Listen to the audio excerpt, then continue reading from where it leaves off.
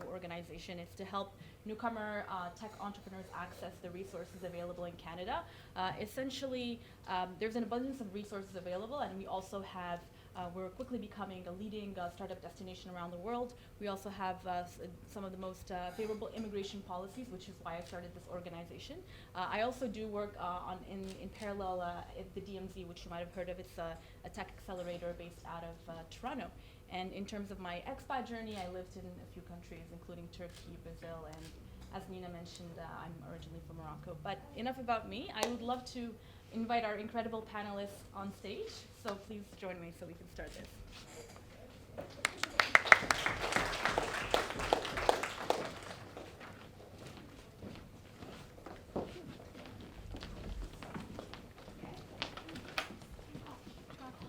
Yes, so your tokens of appreciation can go under the table for now.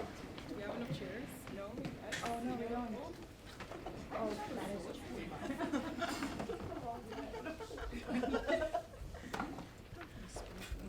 Well, thank you so much for joining us. Just before we start, I would love to know how many people in the room are either entrepreneurs or aspiring entrepreneurs? Yay, so that's like literally everybody. Great, this is going to be very relevant for you.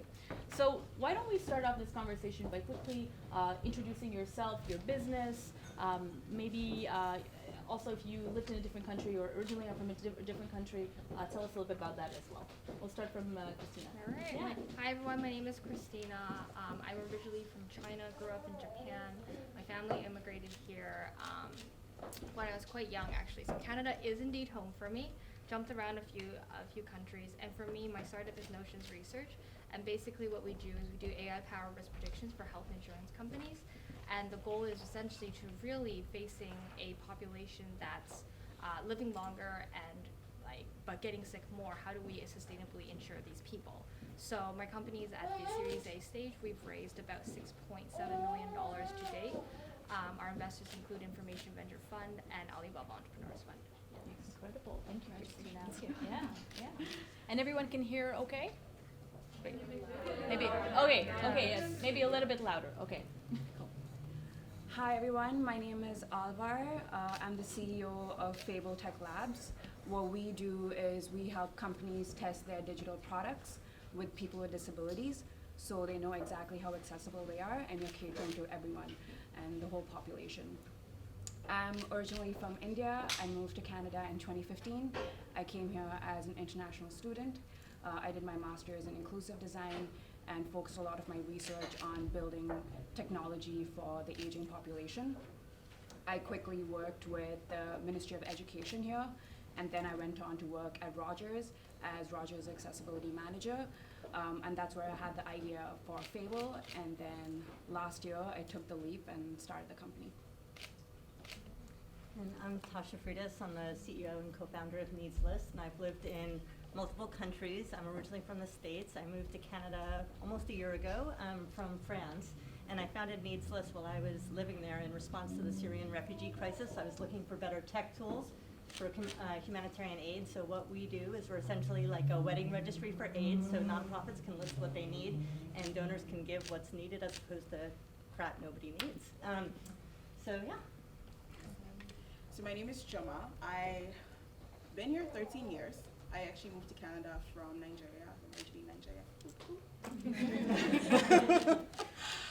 So about me, I've worked as a CPA in financial services, technology, and then I quit my job in 2016 and started a business called My African Corner. When we first started, we were a hub to find all things African in your city, and the reason why that started was because I couldn't find a hairdresser. So like, I wanted to get my hair braided. I'm like, where do I go, right? I was in University of Guelph, so that kind of explains it. And then eventually became a platform to actually help entrepreneurs and professionals to grow their businesses and their careers. So we've partnered with CIBC, Vistaprint, Shopify, quite a few other brands. And then more recently, I'm actually a speaker. So I speak at conferences, I speak at universities, and I'm actually speaking at Ryerson right now with their Women Entrepreneurship Hub program, which is a great program for women entrepreneurs. So something you can check out as well. Awesome. Hi everyone, I'm Ugochi. I'm the CEO and co-founder of Flindel. What we do is that we make free same-day online returns possible. So from the moment that you decide this sucks to the moment that you get your money back is in under 24 hours. You can drop off your online return in the lobby of your apartment building, at your office building, or at your local Starbucks with us. And Yeah, originally I'm not as interesting as them. I was born and raised in Houston, then moved to Canada a couple of years ago. That's great. Awesome. Well, thank you very much for joining us. So we're going to kick off the discussion with the topic of funding, which I'm sure we all love. Out of curiosity, how many people here are seeking funding? Okay, quite a few. And how many have secured funding? Wow, awesome, great, congratulations to you. Well, okay, well that's still really good. Funding is funding. But we're going to hear a little bit about the experience of these incredible founders and how they secured funding. Maybe we'll start with you, Natasha, since you secured the classic $1 million raise. Maybe tell us a little bit about that and how easy or painful that was for you. Yeah, I said it's pretty much the hardest thing I've ever done other than childbirth, so. Yeah, and actually related to that, it was really wonderful to hear about the space. Where'd she go? There you are. Because I could completely relate to that. And one of the challenges was looking into accelerators and they want you to leave your kids for 3 months. And so I actually brought my kids back and forth for a couple months. But it's been extremely challenging for multiple reasons. But it took a lot longer than I expected. But, in the end, I think what I really saw is that it really did come down to the multiple connections that I was able to leverage. And I really recognized the privilege that I had to be able to leverage those connections. So I think it's an arduous journey for sure. Absolutely. Okay, great.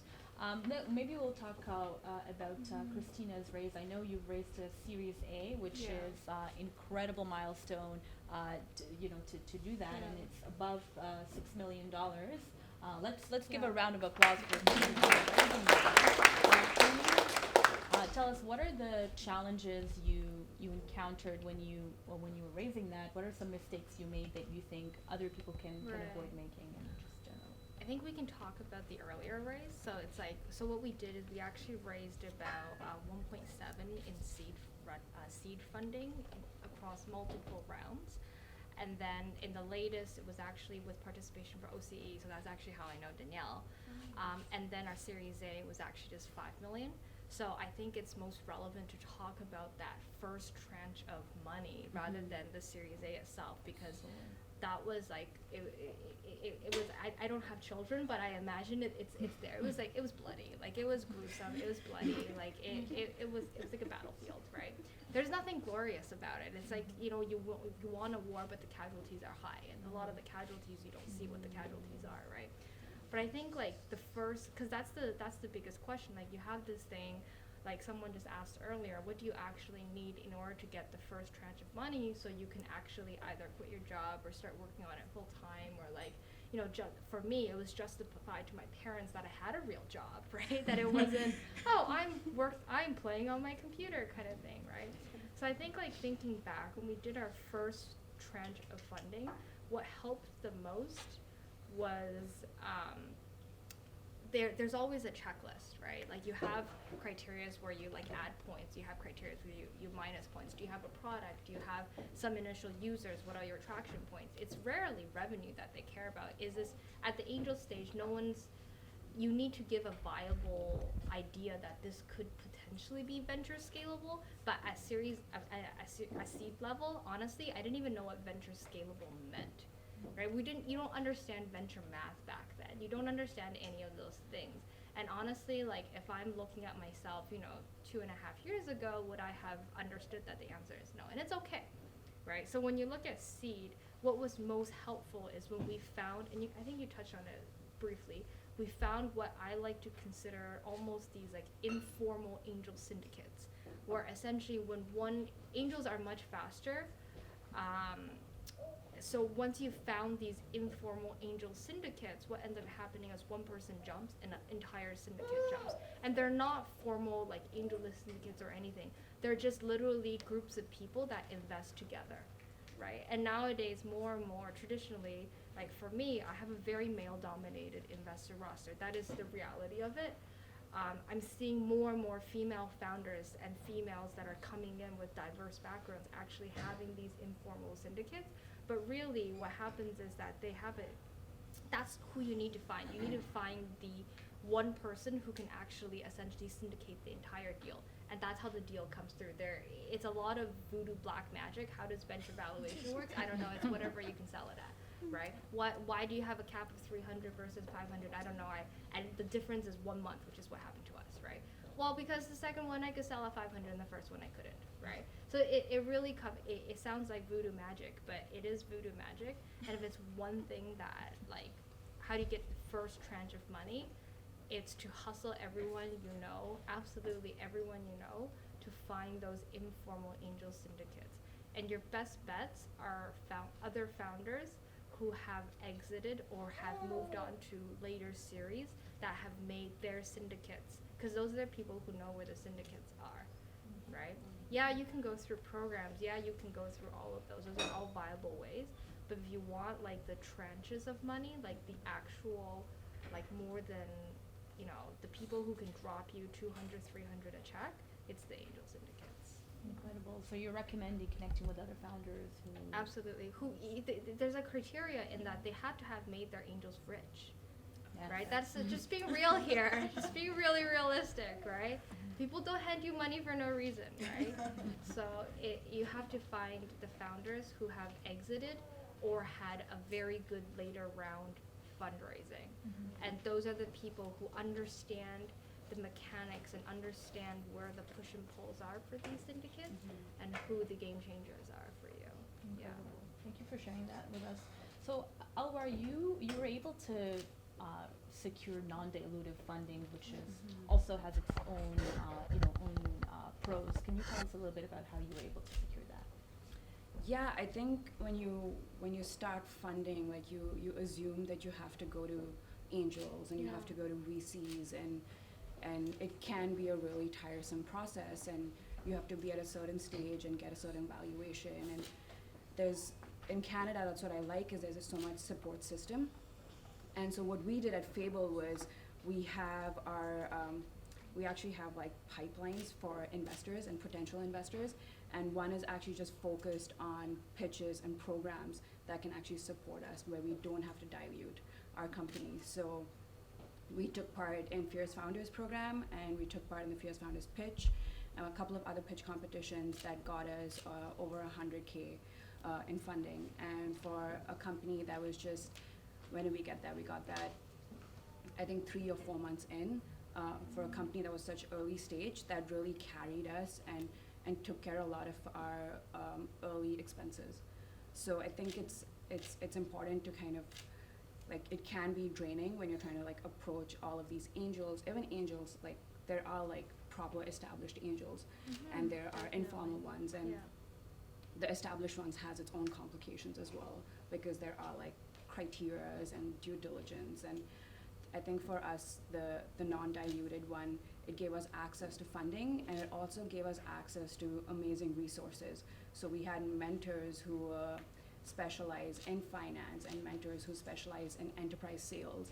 And through those programs, we were actually able to close a lot of our sales deals, which also just funded us. Incredible. Congrats on securing so much non-dilutive funding. It is important because you're not giving equity out, so that's congrats for that. So maybe Ugochi, you can tell us a little bit about your perspective of fundraising. I know that you haven't secured fundraising yet, but you are in the process of fundraising. Am I right? Or? Yeah. Okay. So what are your thoughts? What's been your journey so far? To be honest, with fundraising, you have to have a plan. I don't think it's more so like we're going to randomly talk to this one angel or this one investor and then put all of our hopes on this one person. Then when it doesn't work, we're like, oh my God, my life is over. I think you have to have for us at least, what's been effective for us is having a hit list of about 300 different funds. There's a ton of them in the States and also in Canada to talk to. That way it's very similar to speed dating. You're talking, if it doesn't work out with this person, okay, on to the next. If it doesn't work out with that person, on to the next, versus just like having your hopes and dreams on the 1 or the 2 or the 3 different funds. And if you're able to, from that perspective, start to get interest, I think one of the things that is really important is generating momentum. And for us, fundraising, so for us, we're able to generate a lot of investor interest just based off of talking to a lot of people and having a really good story. So investors at the seed/pre-seed stage invest off of the scalability of your product. Like, is this idea good enough that it'll make me more money? Or is this idea, like, does this person seem like they're smart, or they're smart enough to not know everything now, but to be able to have the ability to figure things out? And I think being able to convey that to investors is super important.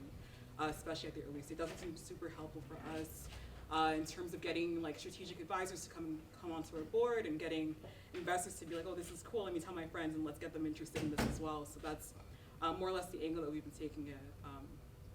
That's incredible. Thanks, Ugochi. So this question is really for anyone who wants to answer it. Do you think that fundraising is harder for women, and if so, what do you think we can do about it? What can we do about it?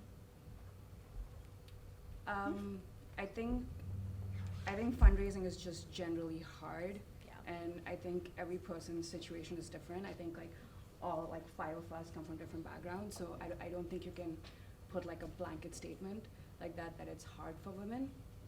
There are challenges, but I feel like it really boils down to it is like a partnership, a relationship, right? And I think that's what people need to understand, that you will meet investors who are not interested in you or might not even be good for you. And I think for Fable, like we really like went through that. We met a bunch of investors and we really needed the money, and we had investors who were ready to put in the money but weren't going to be good for our company. And at that point of time, we took that risk and said, no, we're not going to have these investors in our cap table because it's not going to benefit us. And at an early stage, we really want investors who are actually going to support us, who can mentor us. So we did a friends and family round, and we did a convertible note, and everyone on that note are people who we can actually call in any situation we're in. If we are facing a problem with a customer, I can actually call a couple of our investors and ask them, like, what do I do? How do I navigate this situation? And so in the end of the day, you're always gonna pick who you wanna work with. And I think it's important for founders to know that it is your choice. Like, yeah, people are putting in money, but it is your company, and you need to have people who will help you grow it the way you wanna grow it. I have to say I disagree, because of course everybody's experience is different, but if you just look at the numbers alone, that definitely suggests that there's a great deal of bias. I know in our own experience, one specific challenge that we faced was that we're a double bottom line company, so for purpose plus for profit, which for so many investors meant we should be a nonprofit. So I literally had investors say, look at like our team, and we were all women, and say, well, you must be a nonprofit if it's all women trying to do good in the world, even though I'm showing these really aggressive numbers, right? So I think that kind of story I've heard over and over again. I don't know what the rest of you. Yeah, absolutely. I think there's a lot to be said about perception, right? It got to a point where I actually have a male co-founder, so I also have a biased experience in that sense that my whole team isn't all women, right? I think at the same time we went and pitched different types of venture funds, and we're getting ready for a Series B, and a lot of the planning is, okay, what funds does Christina match versus what funds does my other co-founder match, right? And many times it's stupid concerns like exactly what you said. Oh, if she's whatever, then she must be whatever. And it comes down to people, and people invest in people that they can relate to, right? And what do I have to relate to this old white dude, right? Like, I'm sorry, I don't golf. Like, a lot of the times I talk to them and I'm literally their daughter's age, right? And the only connection point we have is, oh, you know what, my daughter does this. And you're like, okay, well, I don't want you to be my, like, thank you, will you write me a check? Like, there's like, this is, I don't know how to relate to that. Or like, oh, my daughter is, you know, in school, she's doing blah, blah, blah, and then we talk about the gap year that they took, and I was like, wait, this should not be what we're talking about right now, right? So it's not just like so much like just gender, it's also like age, right? And one thing that I did find, and this is something that I struggled personally with during our, is that right now there are women-focused funds, but I talked to a lot of my fellow founder girlfriends, and a lot of the times they actually tell me that they're hesitant to take money from them. And the rationale is something that I deeply related to, which is you don't want to be slapped with, oh, she just made it for numbers, or she just made it because she's a girl, right? Because she really have competed in the big wide world out there. Because there are trenches, a lot, like millions and millions of dollars out there dedicated specifically for women, right? And I shared this struggle with one of my mentors who is a male, but he is and he said something to me that really resonated with me. He just said, yo, Christina, money is green, it knows no gender, right?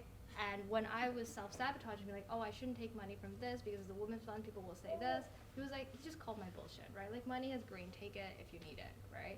So it becomes this thing where a lot of the times we tell ourselves, oh, it's hard, blah, but there are programs, and it becomes this question of, are we taking full advantage of it? And is there actual implicit stigma around taking advantage of it? Like, I've heard this one over and over again. Oh, I don't want to take money from whatever fund because they're a woman-focused fund, and I don't want to be identified as I only made it because I'm a girl. There's nothing wrong with that, right? Chioma, I see you nodding your head. I'd love to hear your opinion. So I haven't raised money and I have no plans to. My opinion is is more on the side of making money, right? So making money in your business, which I think is also a sellable point for your investors, right?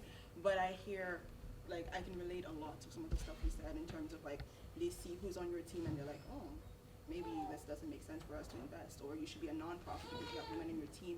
And there's so many biases in the system, but I think one of the things we were talking about earlier on is positioning, right? So, and I wanted you to also share some of your stories of, like, the practical steps that you took, because when you have certain people behind you, backing you, it doesn't make it, like, better, but it makes it easier, right? Like, it helps you navigate the spaces quicker, I think. And so for me, for example, with a lot of the things that I've been able to do is my network has actually helped me, right? So I have partnerships with organizations that I would never have dreamed of having partnerships with, and those have come through being in the right rooms, being in the right spaces, going to places where I feel scared and I'm like, oh my gosh, I'm going to be the only black woman in this room, but I go anyway and I meet all these people and then they help me with my business. So I think that's definitely one of the key things. I think one of the things you mentioned too was, like, networks, right? Your networks really play into the funding story as well.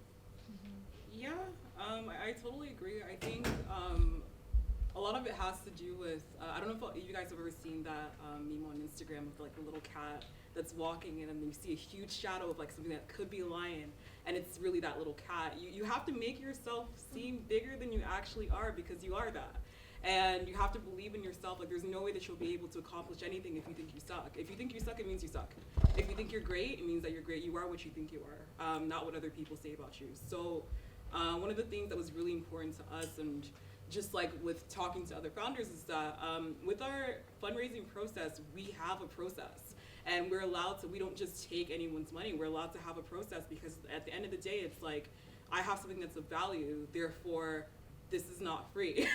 It's not like you're going and you're begging, like, investor, please, I really want you. No, it's that you guys are building something that's really valuable and that could potentially change the world to some degree.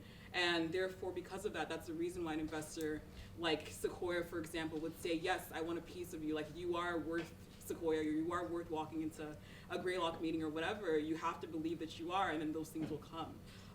So with us, like, even with the conversation we had earlier with regards to positioning, I think coming from a place of strength versus timidity, like in the beginning of our fundraising process, like, I also think transparency is everything. So the first time we tried to fundraise, it was awful.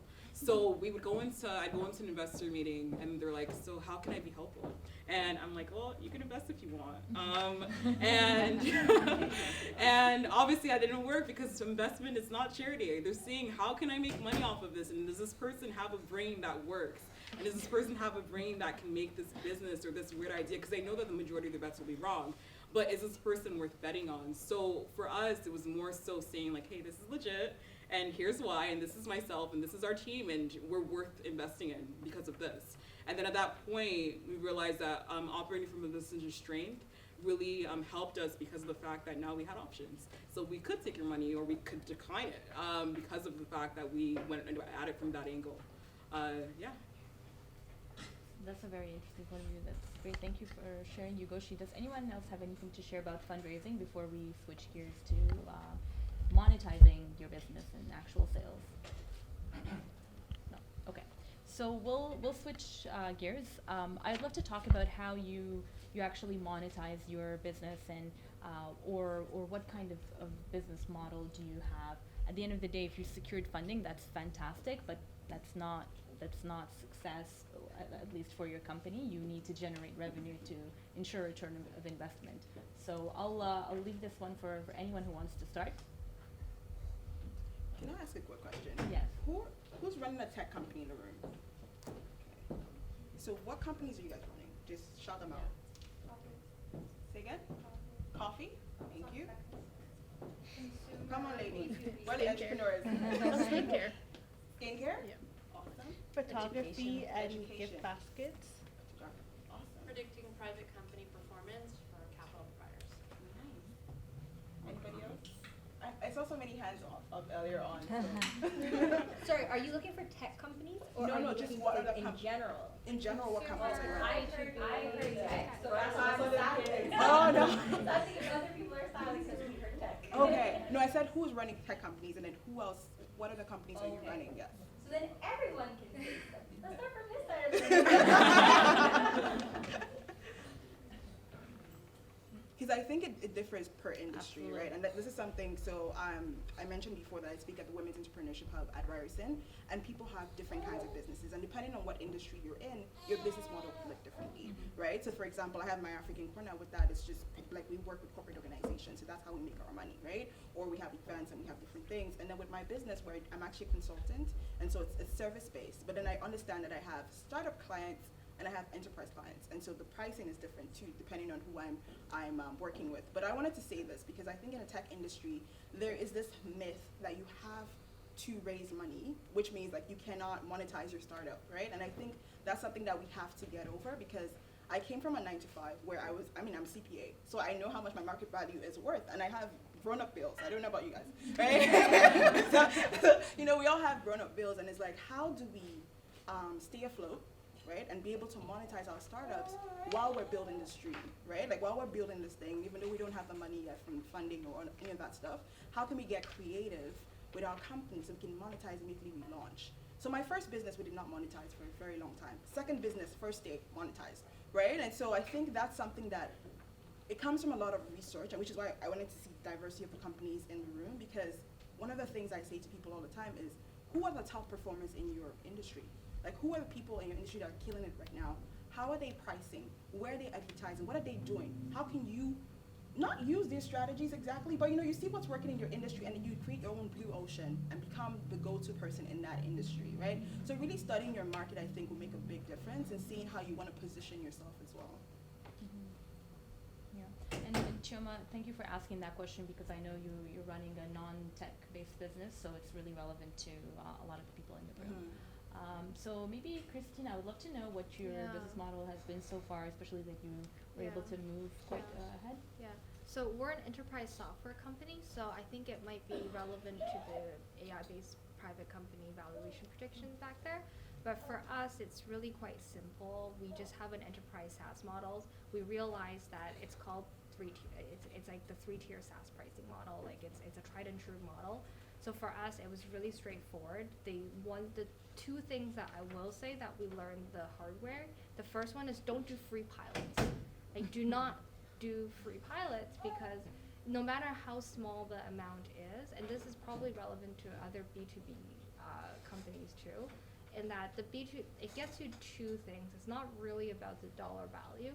It gets you two things. The first thing it gets you is you know who's supposed to sign your deal, right? Because your goal isn't the pilot, it's what comes after the pilot. If at the end of the pilot I asked you who's to sign your deal, you don't even know, then you've screwed up, right? And we've done that, that's why I know, right? and the second one is really you understand what the budget is coming from. And many times, don't get tripped up when the pilot budget and the actual software budget doesn't come from the same bucket. But at the very least, you kind of understand who your stakeholders are. And we always have this thing, it's called Stakeholder Mapping, and it's literally like a bloody like spider web, right? So that would be like the two things that for any enterprise, any software B2B, I think is super relevant. Someone told, and you know what, even if I tell you, you're gonna be so desperate to do a free pilot anyways, I've been there, people have told me this, but then when you're in that position and it's like what, a big, like a name brand asking you and saying, oh, I don't have budget this year. They can pay for it. No, they're like, oh, I don't have budget for you this year, are you gonna do it or you're not, right? There's 9 out of 10 chance that you will probably be, especially if it's your first few, you will be there you will do it. How do I know? Because someone told me the exact same advice and I did it anyways. So it's okay, if you do it a few times and you eat shit yourself and you'll realize, oh crap, don't do it again, right? Yeah. That's a very good lesson to give. And Natasha, did you want to share as well on your perspective? Yeah, I mean, we knew from the beginning that when you look at disasters, there's all these people making money off of them in this really unethical way. So what we were thinking about is, okay, well, how can we take the fact that, like, businesses are always profiting off a disaster and do it in a way that is ethical and that's reinvesting in local communities. So what we've done is developed a membership model with it's a tiered membership model. So we're also B2B, and so we have free memberships where companies can just donate online, and then we go up from there for basically cause marketing packages, volunteer engagement packages. We're working specifically with suppliers, some of the industries that you think of that are usually first in after some type of crisis as well. Yeah, I totally agree with Christina on the free pilot thing. We are running a pilot. Been there, done that, right? Yeah, we're running a pilot from fall to December, and man, initially, yeah, we were so desperate to get customers for the pilot that we were like, maybe we should offer it for free. And when we initially pitched retailers and we were like, hey, we're doing this pilot in Toronto and it's free, come do it, it sounded too good to be true in the sense that, like, for example, if you see some Girl Scouts selling cookies outside of a Walmart and they keep harassing you about these cookies, even though you were intending on buying Thin Mints at some point, you might wonder what's wrong with these cookies that they're like constantly pressuring me about these cookies. So for us, we knew that the pilot was more so valuable for us for the purpose of getting data on how to adjust our pricing. But then we were like, okay, anything is better than nothing, because it turns out that retailers will respond and other companies will respond to paying us versus doing it for free, because it increased the legitimacy of the business versus making it sound like some prince from wherever is like positioning you for something. So yeah, I totally agree on that point. You're not an entrepreneur until you're best friends with desperation. Yeah. Like if you don't breathe desperation, you don't know what it like. Then you're doing something wrong, right? Like if you're not desperate for clients, you're not desperate for money, you're not desperate to hire people, you're not desperate for all of these things. And honestly, like this is like then you're doing something deeply wrong. Either you're not hungry enough or you're not desperate enough. Become more desperate, right? Seriously, I was desperate for all these. I'm still desperate for all of these things. I'm gladly here to admit that I'm pretty desperate. So, I used to be desperate. Sorry, different perspective. I used to be desperate, and I want to talk about worth as well, because I think that's a big part of just entrepreneurship in general. It has to do with your pricing, it has to do with so many different things. Sometimes when you are, and I know you're not coming from this angle, but just in general, when you're coming from a place of desperation, especially if you're fundraising, like you were mentioning before, or like if you're, trying to sell to a customer cookies, right? It's like, people can feel it sometimes, and they have their guards up, right? And so now I actually pick who I work with, which means I actually get the clients that I want to work with, which I can do now, but I couldn't do when I was desperate, right? And so it's like, sometimes desperation actually leads us to taking on the clients that would not necessarily add to us. Like, yes, they will pay us. There's some clients that pay you, but then they add so much stress to your life that you're just like, why did I take this client, right? And so, back to the idea of monetizing, finding other ways to monetize. I like the idea of having tiered pricing in your business. Very important. You see it with all the different companies. Shopify does this, Hootsuite does this. Like, have different tiers so you can have customers at different levels, and depending on I always say to people, like, your customization, right? So your customization determines how more expensive that something is, right? So if you're just working with somebody where it's just you're not having that much touch points with them, then that's the cheapest level, right? That's probably like your freemium. And then when you're doing like some detailed stuff for people, that's when you're going to the more what's it called, premium pricing, right? So maybe we'll wrap up with one final question. I'd love to hear from a couple of you. How has your experience, going back to the theme of being an expat or a newcomer, your experience abroad shaped your business, your idea, or just the way that you run your business coming to Toronto?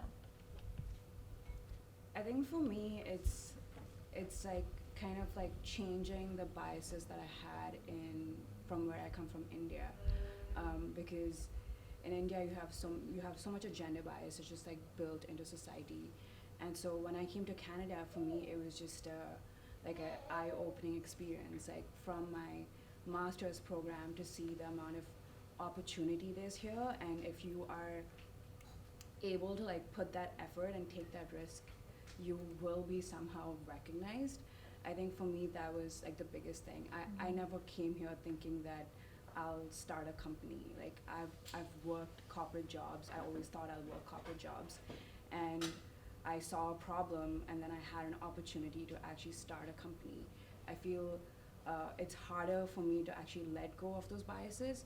I think the one that you said about like feeling like that cat, I think that's like the hardest thing. I think we doubt ourselves so much, just period, because we've been doubted, we've been put in this position, and for me to constantly be like, no, I can do this, like I'm able to do this, and I'm going to do this. I think that's like the biggest challenge that I'm overcoming every day, and I'm growing my business, so I am doing it. But I think that's like the biggest thing I've overcome coming to Canada.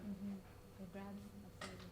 Natasha, I know your idea is directly related to France and living in France, so tell us a bit about that. Yeah, so I founded NeedsList living in the middle of nowhere, and so part of what happened to me is I was used to doing everything online and virtually, which has been a great benefit to learn how to operate a company virtually. But when I moved here and I was like, there are real people around that can go to events, it's been really exciting, and the diversity, like we actually have our product lead here, Sisa, and amazing diversity that we've been able to hire locally, and just some incredible ecosystems like the CEO one with Janika, if you guys are, Janika? Janika. If you're familiar with that, which has been an incredible networking opportunity and just learning from other ventures there and meeting Val. So incredible connections, I think, in the city. Although it took me a while, it still feels like inaccessible and new sometimes, but there have been a couple of key touch points that have been really important for us. Incredible. Great. So why don't we open it up for the audience? I'm sure you have a lot of questions now that we've discussed, and I'll start with from the back. Thank you. I had a question actually for you. You said you moved with your kids for 3 months. How did you do that? Because I just came back, as everyone heard, from San Francisco, and the last thing Joanne said to me was, if you're serious about this, you should be here every 6 weeks. So I had a really understanding husband who let me go for a week. But if I'm going to go every 6, I might as well just go for a chunk of time. How do you do it? It was in stages. So when I was living in France, we got into this tech accelerator in Oslo, and it started in the summer. So I brought my whole family with me, and luckily my husband works online, and they helped with childcare, which was pretty phenomenal on their part. And then I went back and forth. And the travel, I think that's been one of the toughest pieces of being a startup founder as a mom, actually as a parent, has just been the travel. And so I don't have like an easy answer, but I think asking, like saying, will you guys help me with childcare? And like they said you have to be here 3 months, and I said I can't do it unless you let me miss half of it. Like I missed a bunch of it actually, and I didn't miss that much. It was fine.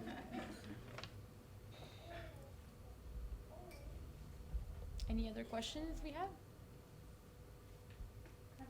Yeah. What's one mistake or really great learning that happened in your first year or first early days of your business that you could impart on us? I was like, this is a thing I do not do again. Somebody share this with us. There's like actually so many that my brain for like one thing I would not do. That there's like not, you don't have a lot of the times the mistakes you make, even if someone tells you that you're gonna make them anyways, right? And that's I think the reality of it. Some people will tell you, oh, I don't even know, people will tell you like a million things. Right. Don't run a free pilot, for example. Yeah, don't run a free pilot. You're gonna do it anyways. Don't take on too much, like whatever convertible note, whatever it is. You're gonna do it anyways. Get great advisors, and then don't give away too much, whatever, right? You're gonna do it anyways, right? So I think like looking, and simply because you didn't have the experience set to know not to do it, right? And like. I'm thinking back, and I feel like I did everything wrong in the first year, and that there's like absolutely not one thing that I could go back and be like, yeah, I wouldn't do that again, right? And that's why like serial entrepreneurs work, because you literally learn through blood and tears. Like you paid the price. Like you paid the price of those lessons and why they get funded so much. Because when you're starting out, you'll know not to do all those stupid shit you did, right? You can do it anyway, so enjoy the ride. Yeah, no, I totally agree. I think wisdom versus knowledge is wisdom is based off of experience, right? So for you to be able to give somebody credible advice, you have to have gone through things. For myself, like every negative experience, I'm like, okay, you know what? What can I learn from this? And how can I tell somebody, don't do this because this is what happened? And what positive thing happened from this? Obviously in our first year, were things that were super, super terrible. And then there were things that were really great. And it was mainly about focusing on the great things and saying, okay, you know what, we learned and we're better now that we know and we can do better things going forward. But I think mistakes are inevitable. And it also, the more mistakes you make, the wiser you become. I was gonna say, the voices that you have around you are so important. Like the people you surround yourself with in those early days, whether it be co-founders, whether it be just people who are speaking into you, because those people can break you, right? And so in my early days, I had a person who was working on my team, amazing guy, still very supportive, but we weren't on the same page, right? And so that for us actually pushed us, we didn't progress as fast as we would have if he was on the same page or if I was just running by myself, right? And so be very, very careful about who you're putting around you, because it's essentially a marriage, right? Whether it be an employee, a co-founder, whatever it is, that person is coming to your business as someone who's married to you, part of your business, right? And so you have to make sure you're on the same page, you understand the vision, they're running with you at the same pace, right? And that's kind of gonna help you with your business. Great insights. We have a question in the back. Yeah, so I have worked in the fintech industry in startups, and I know that for some years you are working to prove a concept. The company is not making money. You invest millions of dollars, to make it grow. So how you?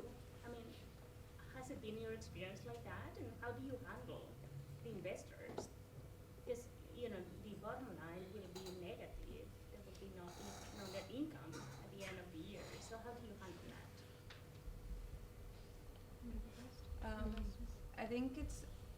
I think for some companies you do need like upfront capital, right? Like to actually like even build your product. But we're in the software space, so our whole approach was like we started our company in May of last year, and we built our prototype by June, and we had revenue by July.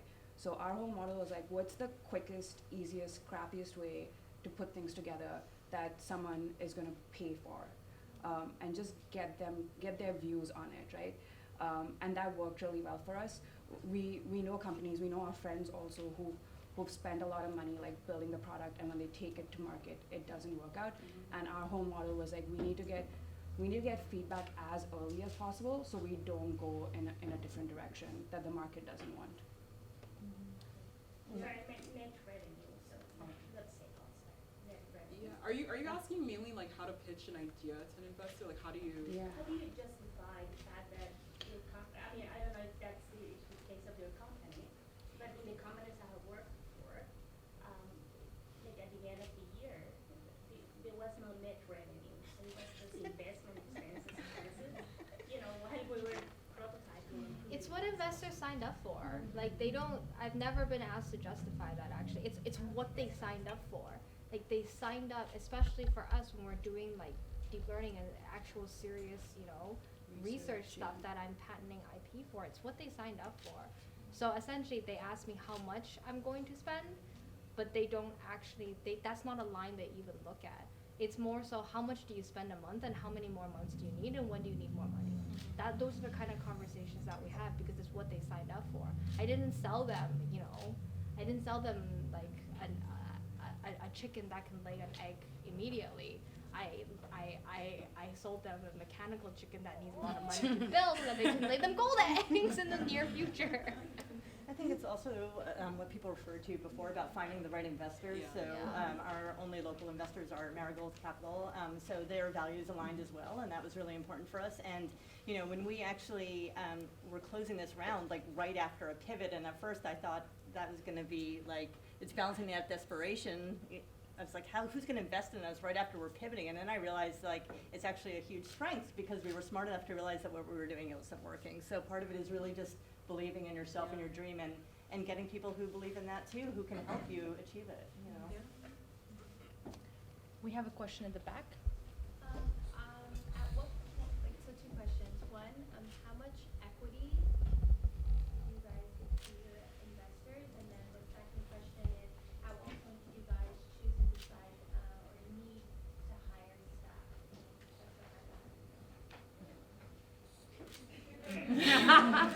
How much Equity, equity to give away? How much equity? Have you raised money already? No, the second question. Okay, so if you haven't raised money already, like honestly, like some people go the round where for seed they for their seed round they go the actual valuation route and whatnot, right?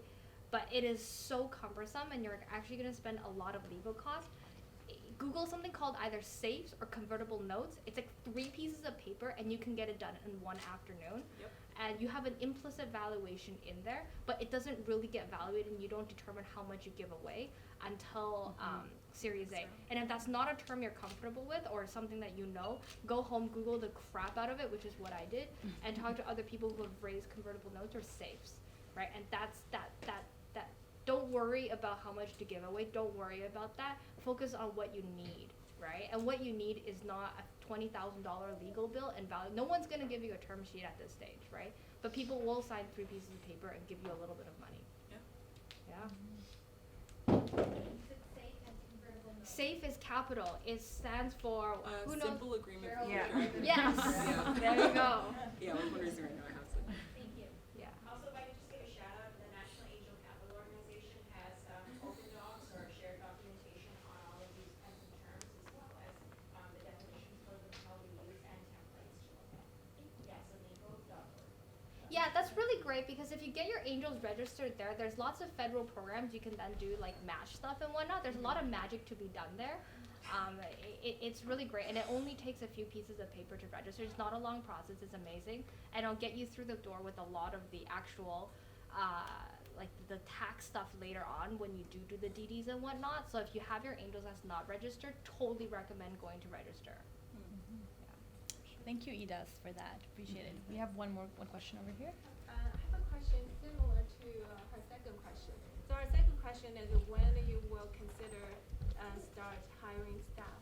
My question is similar to that. My question is if you have a strength in finance or strategy or other areas, but you do need someone who has technology strength to help you build things from ground up. Do you hire or do you find a co-founder? Which way is working the best for you? So hiring, finding co-founder. So for us, I have a co-founder, and my co-founder is actually my partner, which also raises flags for some investors. But for us, it was kind of really looking at what skills we have that we can just use, and thankfully both of us have design and like technology backgrounds. So our first prototype, we could not build ourselves. We actually hired a really junior developer, and we had enough chops to like guide him to build the prototype that we wanted. And then when we started further along the way, we realized that we actually do need someone. And the first thing we thought of, like, oh, we actually need a CTO. And that's when we started talking to some of our mentors, and they're like, you actually don't need a CTO. Like, you don't need to like put these labels. Like, really identify what you need and go hire for that. And that's when we realized that, okay, we wanted someone who's a developer who specializes in our field, and through our network we were able to find someone, but we didn't put that title of like CTO or tech lead or anything. It's just like, hire the person, this is the role, and if they grow into it, and if they're able to grow into a CTO or whatever role, then that's great, but you don't have to immediately think that, oh, they need to fill these big roles. Are you a solo founder? Is that why you asked the question? Or seeking to be a solo For now, founder? yes. I'm similar to one of the speakers. I have my own consulting practice. but I want to build something in a software format. I'm just start thinking about the idea, but I haven't found a co-founder yet. Well, we're thinking about having co-founder, but both of us don't have a technology strength. We need someone eventually to build it up for us, and we're considering if we should hire someone or should we find a co-founder. Because if we hire someone, then the continuity of the technology development will be lost when we find a co-founder or someone else later. So we're debating what we should. How many of you guys struggle with finding a technical co-founder if you're non-tech yourself? Right? So are you guys? This is a common struggle. Is that something you struggle with? Yeah, I mean, I'd say like it's whichever you can do first because you're just trying to get it done. So like, and it doesn't have to be one forever, right? Like people told me, like I was really stressed out about this and were like, just you're gonna have multiple like products and iterations, and so they'll be different. Like whoever's the CTO of your company when it's like 6 people may not be when there's 500 people too. Yeah, that's really good. I think you're exactly right? Like, are you building a product to raise money, or are you building a product to then just like do it as like passive income? There's everyone has different goals at different stages. There's no right or wrong way of doing it, right? So if you're just like, okay, so I want to just build a product, it'll probably make me a little bit of money, I'm just gonna leave it there, it'll be a lifestyle business, there's nothing wrong with that. Then you just do it. Then your decision-making tree will be radically different than someone looking at this being like, okay, so here's what I need, here's what I want to do in order to raise venture money, right?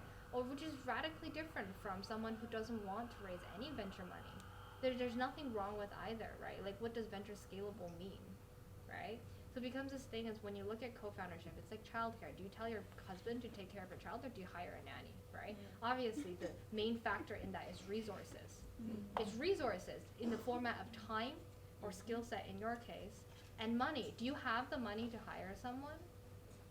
Right? It's a realistic constraint, right? Did you win like 100,000 non-dilutive funding that you can throw at development? Or are you looking at your savings and being like, oh crap, like should I stick my savings in this? It's super realistic. If you don't have the money to do it, then you have to find a co-founder to code it for you who will do it for free, right? It's less about, oh, what do I give away, the longevity of the product, than how much money do I got, right? Yeah. And we have one question here. Yeah, just more on like the fundraising process.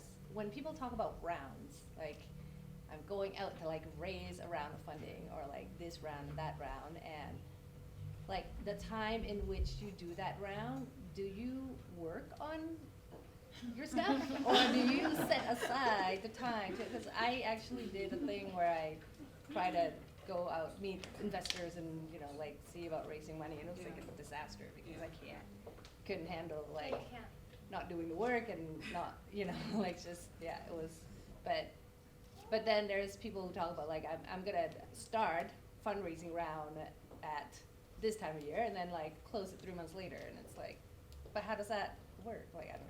It's a lot. I want some shared it's a lot. ideas here. On our perspective, like for me, I think to your point, I think it's important to have a co-founder because it's like two parents. If one person can't do something, another person can supplement. So for us, my full-time job during the point that we're raising funds is raising funds. The reason behind that is because it's the most effective way to get things done. You have to circle back with investor emails. You have to go to meetings that'll just like pop up. I had a meeting just pop up like an hour ago that I wasn't anticipating for, right? So shifting those things around and having your schedule to be able to allow for that, to give ease to your fundraising round.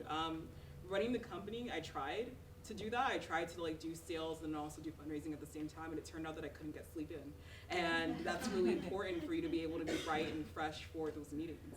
If it was possible for you, if it's possible for you guys, I don't know like if you guys are currently fundraising or looking towards doing that, but if it's possible, it needs to be your full-time job for the point that you're doing it. It'll shorten your fundraising cycle.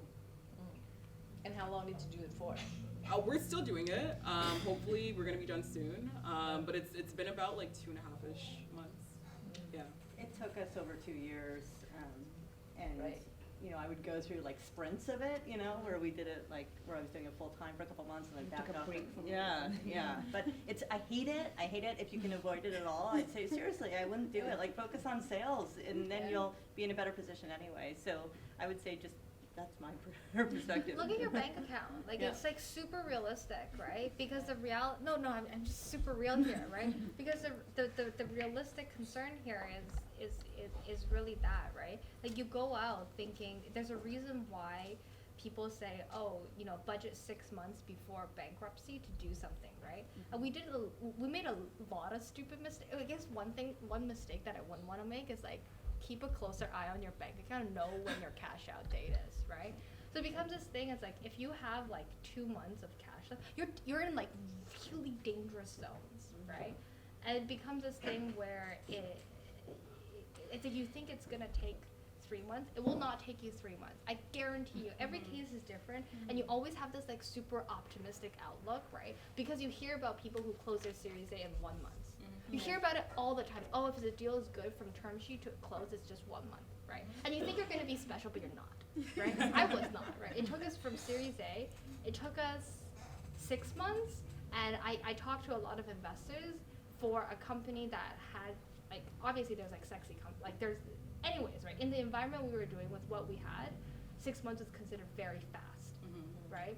But then you're like, oh, we're gonna do 1 month, or I'm gonna do 2 months, or it's gonna just take me 3 months, right? Whatever you think it's gonna take you, double that and make sure you have enough money to get you there. If you don't, lower your valuation or go whatever. Do whatever you need to do. We took a pre-Series A round for a reason, so we had money in the coffers to go out to battle, right? Like, Series A is a battle. I took a pre-Series A so I wouldn't go bankrupt.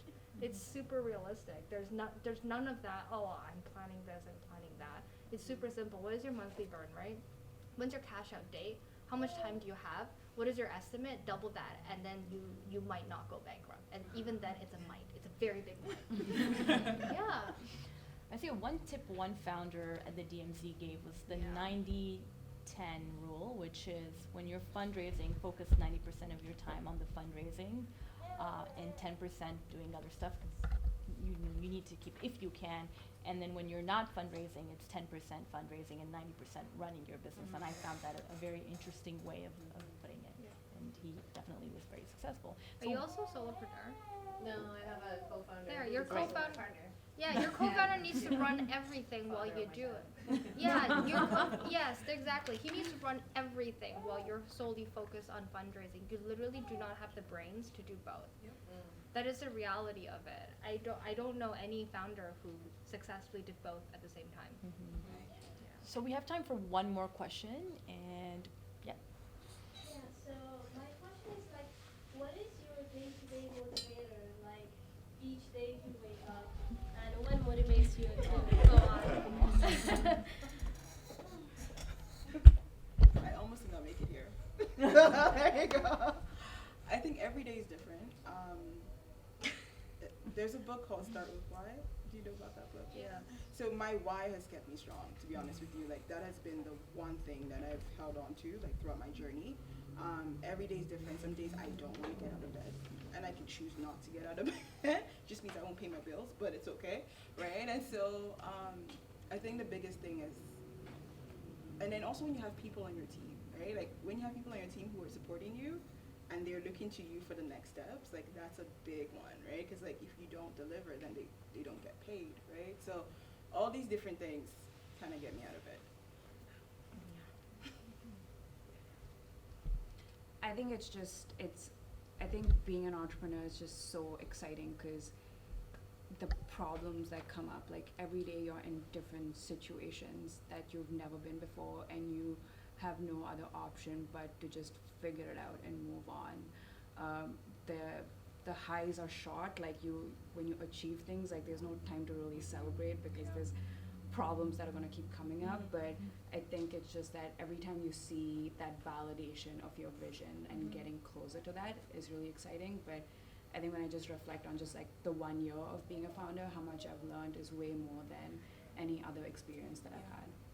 I think on the journey there's like super high highs and then like really low lows and like no in between. So for us, like, what's been super helpful for us is just celebrating the small things, like, oh my goodness, we got our first customer. Oh my goodness, like, no one's sick on our team. Like, that's amazing. So, so like being able to celebrate the small things is what kind of helps us to be able to just like wake up the next day and do it. And then sometimes I like to take hikes, so I'll like be in the middle of like the forest or whatever, and I'm like, look at my life. Like even though things are tough, this is like, there was nothing that I would rather be doing. So these problems are problems that I dreamed of having like when I was a kid, and I wanted to be like the next Steve Jobs or whatever. So even though it's tough, it means like this too shall pass. And you have to look and focus on the broader vision of like what your company is going to achieve and like why you started in the first place. Yeah, I think being grounded in like the long-term vision and really believing that you're building something that's beyond your own day-to-day gets you through the grind, because 90% of it is a grind, you know, like because you are a small team, you end up doing all this stuff because you're the person who does everything, so. That's incredible. Well, thank you very much to our panelists. Please give a round of applause to all of our panelists.